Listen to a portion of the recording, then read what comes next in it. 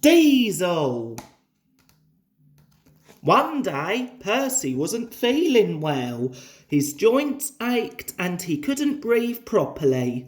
The Fat Controller came to inspect him. "You need to go to the works to be repaired," he said. "I'll have to get another engine to do your work until you're better." The Fat Controller phoned other railways to see if anyone could spare an engine, but the only available engine was diesel.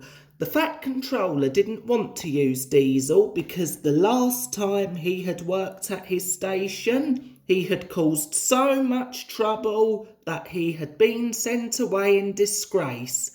But as no other engine could help out, diesel had to do. The next day, Diesel came to the station to collect the Troublesome Trucks. Thomas was not happy to see him because Diesel had played so many tricks on him before. "Take these trucks to the harbour," Thomas said. "But don't play any silly tricks," he warned him. "Yes, Thomas, of course I won't play tricks. I'll do whatever I'm told," Diesel said slyly. The Troublesome Trucks teased Diesel. "Yes, Thomas, of course I won't play tricks.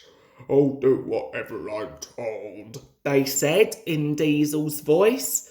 Diesel was angry. "I'll teach you," he roared and bumped into them roughly, sending them flying into a siding. The trucks crashed through the buffers and slid off the track. Diesel hadn't meant the trucks to crash. He had only wanted to scare them. But he still wanted them to do as they were told, so he said, "That will teach you to laugh at me." The Fat Controller was disappointed with Diesel. "You will go back to the other railway as soon as I can arrange it," he said sternly. "I won't have trouble on my railway." After such a severe telling off, Diesel was glad to be going home. A few days later, Daisy was going up a hill when she felt something splash against her wheels.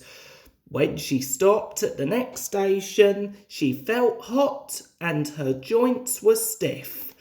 "You've lost your oil," her driver said. "Bertie can take your passengers while we get you repaired." Thomas had to go over the hill where Daisy had spilt her oil. He was halfway up when his wheels started slipping on the oil. Suddenly, Thomas, Annie and Clarabelle slipped back down the hill. As they reached the bottom, Clarabelle's wheels bounced off the main track onto an unfinished siding. Her front wheels fell off the end of the track and sank into the mud. Thomas was left stranded across the main track. Diesel was at the next station, waiting to go home.